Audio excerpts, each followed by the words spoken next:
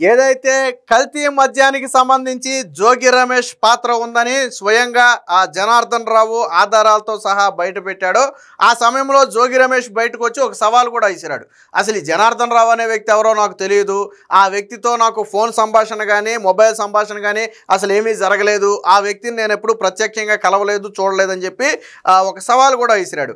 అయితే నిన్న ఆ జోగి రమేష్కి అలాగే అద్దేపల్లి జనార్దన్ రావుకి మధ్య జరిగినటువంటి ఒక వాట్సాప్ చాట్ అయితే స్క్రీన్ షాట్ అయితే బయటికి రావడం జరిగింది. సో దీంతో ఒక్కసారిగా వైసీపీ నాయకుల గొంతులో పచ్చి వెలక్కాయ పడినట్టయింది. వాస్తవానికి ఇదంతా చంద్రబాబు నాయుడు కుట్ర, చంద్రబాబు నాయుడు చేశాడని చెప్పి కవర్ డ్రైవ్ చేసే ప్రయత్నం చేసే సమయంలో వీళ్ళిద్దరి మధ్య వాట్సాప్ చాట్ అనేది బయటికి రావడంతో ఇప్పుడు వాళ్ళు కక్కలేక మింగలేక అయింది వాళ్ళ పరిస్థితి. ఎందుకంటే అటు అసలు నాకు సంబంధం లేదని చెప్పాడు జోగి రమేష్ బయటకు వచ్చి, సో వాట్సాప్ చాట్ బయటికి రావడంతో ఇప్పుడు దాన్ని ఏ విధంగా కౌంటర్ చేయాలో వైసీపీ నాయకులు కావచ్చు, కార్యకర్తలు కావచ్చు ఏమీ అర్థం కాని పరిస్థితి. జోగి రమేష్ పాత్ర 100% ఉంది. జోగి రమేష్ ఆధ్వర్యంలోనే అద్దేపల్లి జనార్దన్ రావు అనే వ్యక్తి కల్తీ మద్యాన్ని తయారు చేసి అమ్మాడు. ఈరోజు కూటమి ప్రభుత్వం వచ్చిన తర్వాత తిరిగి మళ్ళీ దాన్ని ప్రారంభించి కూటమి మీద బురద జల్లాలి అనుకున్నది 100కు 100% నిజం.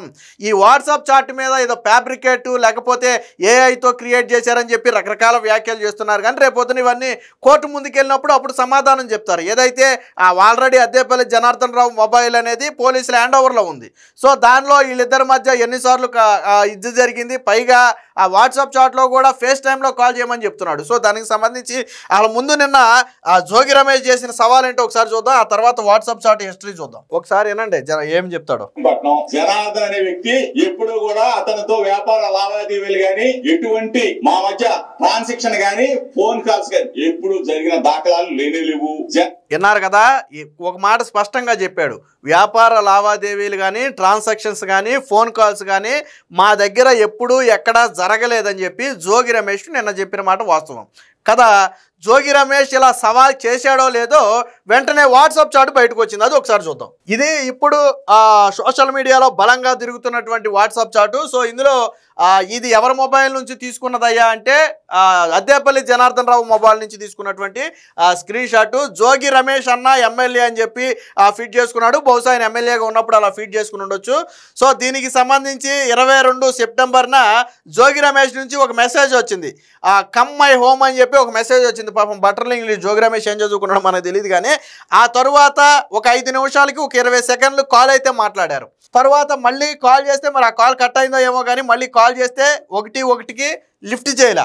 తర్వాత చూడండి, తర్వాత మళ్ళీ 1-7కి జోగి రమేషే కాల్ చేసి మరొక 20 సెకండ్లు మాట్లాడాడు. మళ్ళీ 1-8కి మరొక 12 సెకండ్లు మాట్లాడాడు. తర్వాత 1-10కి అంటే మళ్ళీ 2 నిమిషాల తరువాత when are you going Africa అని చెప్పి పెట్టి కాల్ మీ ఫేస్ టైమ్ అని చెప్పాడు. ఓకే అన్న అని సమాధానం ఇవ్వడం జరిగింది.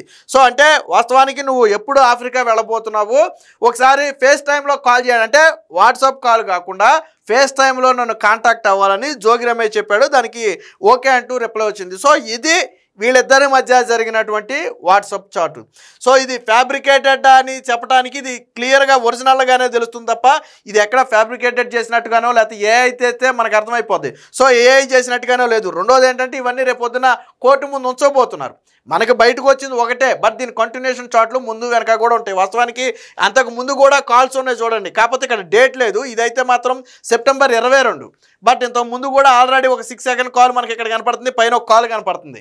మరి ఇవి ఏ డేట్లలో చేశారు, ఎన్ని రోజుల క్రితం జరిగింది అనేది అయితే మనకి ఆ వాట్సాప్ చాట్ పైకి వెళ్ళి డేట్లు చూస్తే తప్ప మనకి అర్థమయ్యే పరిస్థితి లేదు.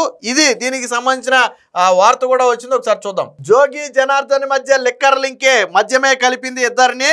అద్దేపల్లిది కిరాణా వ్యాపారం, అంటే అద్దేపల్లి జనార్దన్ రావుది వాస్తవానికి కిరాణా వ్యాపారం. జోగి రమేష్ ఏంటి కళ్ళు వ్యాపారం, సారా బిజినెస్. రమేష్ మద్యం వ్యాపారానికి అద్దేపల్లి కుటుంబం సాయం, అంటే జోగి రమేష్ చేసే ఈ వ్యాపారానికి అద్దేపల్లి కుటుంబం అయితే సాయం చేసింది. లాభాలు చూసిన తర్వాత వీళ్ళు కూడా వ్యాపారంలోకి వెళ్ళారు. వాస్తవానికి కిరాణా వ్యాపారం చేసుకునే జనార్దన్ రావు వీళ్ళతో సావాసం చేసిన తర్వాత ఇందులో వస్తున్న లాభాలను కళ్ళారా చూసిన తర్వాత వీళ్ళు కూడా లిక్కర్ స్కామ్లోకి కల్తీ లిక్కర్లోకి అయితే వెళ్ళడం జరిగింది. జోగి రాజకీయాల్లోకి వచ్చాక ఇక మద్యం వ్యాపారాలన్నీ అద్దేపల్లికే. తాజాగా వాట్సాప్ చాటు బయటకని చెప్పి, అంటే విషయం ఏంటంటే జనార్దన్ రావు అనే వ్యక్తి కిరాణా కొట్టు నడుపుకునేవాడు. జోగి రమేష్కి మద్యం వ్యాపారానికి కొంత సాయం చేసిన మాట వాస్తవం. ఆ తర్వాత లాభాలు కళ్ళారా చూశారు. చూసిన తర్వాత వీళ్ళు కూడా అందులోకి ఎంటర్ అయ్యారు. ఇదే సమయంలో జోగి రమేష్ ఎమ్మెల్యేగా గెలవటం, రాజకీయాల్లోకి ఎంటర్ అవడంతో ఈ జోగి రమేష్ మద్యం వ్యాపారాలన్నీ కూడా అద్దేపల్లి జనార్దన్ చేతిలో పెట్టాడు జోగి రమేష్. సో ఇది దీనికి సంబంధించి ఇది మనం ఇందాక చూసినటువంటి చార్ట్ ఎక్కడ ఉంది. సో నకిలీ మద్యం కేసు సూత్రధారి అద్దేపల్లి జనార్దన్ రావు, వైసీపీ నేత మాజీ మంత్రి జోగి రమేష్ మధ్య సన్నిహిత సంబంధాలు వెలుగులోకి వచ్చాయి. జనార్దన్ రావుతో తనకు ఎలాంటి సంబంధం లేదని జోగి బుకాయించిన వాస్తవాలు ఇప్పుడు బట్టబయలయ్యాయి. ఎన్టీఆర్ జిల్లా ఇబ్రహీంపట్నంలో ఒకే వీధిలో ఎదురెదురుగా నివాసం ఉన్న వీరి కుటుంబాల మధ్య మద్యం వ్యాపారం విడదీయాలని బంధాన్ని పెనవేసింది. కల్లుగీత నుంచి మంత్రిగా ఎదిగే వరకు జోగి రమేష్ చేసినటువంటి అనేక వ్యాపారాలకు సంబంధించి అయితే తాజాగా బయటకు వచ్చింది. దీనికి సంబంధించిన ఇంకొక వార్త కూడా చూద్దాం. జనార్దన్ రావు ఆర్థికంగా అందించింది. ఈ వ్యాపారంలో జోగి కుటుంబం బాగా సంపాదించడంతో హోల్సేల్ కిరాణా వ్యాపారం నిర్వహించే జనార్దన్ రావు కుటుంబం కూడా మద్యం వ్యాపారం వైపు అడుగులు వేసింది. కొంతకాలం పరస్పర సహకారాలతో మద్యం వ్యాపారం నిర్వహించారు. వ్యాపార పోటీలో రెండు కుటుంబాల మధ్య పొరపచ్చలు వచ్చాయి. జోగి కుటుంబం రాజకీయంగా ఎదిగే క్రమంలో ఇరు కుటుంబాలు మళ్లీ సన్నిహితమయ్యాయి. రాజకీయంగా మద్యం వ్యాపార పరంగా పరస్పర సహకరించుకున్నారు. జోగి రమేష్ పూర్తి స్థాయి రాజకీయాల్లోకి వచ్చే సమయానికి వారి మద్యం వ్యాపారం కూడా అద్దేపల్లి జనార్దన్ రావు కుటుంబానికి విక్రయించారు. ఈ వ్యాపారంలో రెండు చేతుల ఆర్జించిన అద్దేపల్లి ఆ తర్వాత జగ్గయ్యపేటలోని ఒక ఫ్యాక్టరీ ఏర్పాటు చేయడంతో ఆర్థికంగా దెబ్బతిని అప్పులు పాలయ్యాడు. వాస్తవానికి ఎందుకు జనార్దన్ రావు అప్పులు పాలయ్యాడంటే వేరొక ఫ్యాక్టరీ తీసుకుని అప్పులు పాలయ్యాడు. సో ఇదే ఇప్పుడు ఆ అప్పుల పాలవటాన్నే ఇప్పుడు జోగి రమేష్ క్యాష్ చేసుకున్నాడు. ఏ విధంగా, నీ అప్పులు తీర్చే బాధ్యత మాది, ఆల్రెడీ ఇల్లు కూడా ఆక్షన్కి వచ్చేసింది కదా, సో కాబట్టి నువ్వు ఈ లిక్కర్ని కల్తీ లిక్కర్ని అయితే నువ్వు చెయ్యి, నువ్వు ఇక్కడ ఇండియాలో లేని సమయంలో నేను దీని మీద రైడ్ చేపిస్తాను, నీకు ఇబ్బంది ఉండదు మాకు ఇబ్బంది ఉండదు, బురదంతా కూడా కూటమి ప్రభుత్వం మీద చల్లొచ్చు, ముఖ్యంగా చంద్రబాబు గారిని నిరకాటంలో పెట్టాలని చెప్పి వాళ్ళు ప్లాన్ చేశారు. సో ఈ విధంగా స్లీపింగ్ పార్ట్నర్ ప్రస్తుతం ప్రభుత్వంలో వైన్ షాపులు నిర్వహించిన వేలంపాటలో షాపులు దక్కించుకున్న పలువురితో అద్దేపల్లి ఒప్పందం కుదుర్చుకుని స్లీపింగ్ పార్ట్నర్గా చేరారని తెలిసింది. మరికొన్ని వైన్ షాపులను ప్రత్యక్షంగా దక్కించుకున్నారు. విద్యాధరపురం చెరువు సెంటర్లో ఓ వైన్ షాపు, మైలవరంలో 2 వైన్ షాపులు స్లీపింగ్ పార్ట్నర్గా ఉంటూ ఇబ్రహీంపట్నంలో ఏఎన్ఆర్ బార్ అండ్ రెస్టారెంట్ను సొంతగా నిర్వహిస్తున్నట్టుగా అయితే చెప్పడం జరిగింది. సో ఇది వీరిద్దరి మధ్య ఉన్నటువంటి సంబంధం. వాస్తవానికి కిరాణా వ్యాపారం చేసే జనార్దన్ రావు లిక్కర్ వ్యాపారంలోకి జోగి రమేష్ను చూసిన తర్వాత జోగి రమేష్ సహకారంతోనే వచ్చాడు అనేది కఠిన వాస్తవం. ఈరోజు ఏదైతే వారిద్దరి మధ్య వాట్సాప్ చాట్ బయటకు వచ్చిందో దీంతో వారిద్దరి మధ్య ఉన్నటువంటి బంధం ఒక్కసారిగా బయటపడింది. వాస్తవానికి ఈ చాటు బయటకు రావడానికి కొద్ది గంటల ముందే అసలు నాకు అద్దేపల్లి జనార్దన్ రావుకి సంబంధం లేదు, ఆ వ్యక్తి ఎవరో నాకు తెలియదు, మా మధ్య ఎటువంటి ఫోన్ సంభాషణ కానీ ట్రాన్సాక్షన్స్ కానీ మా మధ్య జరగలేదు, కేవలం ఒకే బజారులో ఉన్న కుటుంబాలం తప్ప మాకు ఎటువంటి సంబంధం లేదని చెప్పిన నేపథ్యంలో ఇప్పుడు వారిద్దరి మధ్య ఉన్న వాట్సాప్ చాట్ బయటకు రావడం, అందులో ఎప్పుడో ఆఫ్రికా వెళుతున్నామని జోగి రమేష్ అడగటం, పైగా ఒకసారి రమ్మని చెప్పి కాల్ చేయమని చెప్పి జోగి రమేష్ అడగటం, ఇవన్నీ కూడా వారిద్దరి మధ్య ఉన్న బంధాన్ని అయితే బయటపెడుతున్నాయి. ఇక్కడ ఆఫ్రికా ఎప్పుడు వెళుతున్నావని అడుగుతున్నాడు అంటే ఖచ్చితంగా జనార్దన్ రావు చెప్పిన కథకి దీనికి కరెక్ట్గా సింక్ అవుతుంది. ఎందుకంటే జనార్దన్ రావుని ఆఫ్రికా పంపిందే జోగి రమేష్, నువ్వు అక్కడికి వెళ్ళు, అక్కడ కూడా చూసిరా, నీకు నీ తమ్ముడు ద్వారా నేను అమౌంట్ ఏర్పాటు చేస్తానని చెప్పిందే జోగి రమేష్. సో అదే విషయం వాట్సాప్ చాట్ ద్వారా కూడా బయటపడుతుంది. సో ఏది ఏమైనా మొత్తంగా జోగి రమేష్ బండారం మొత్తం బయటపడింది.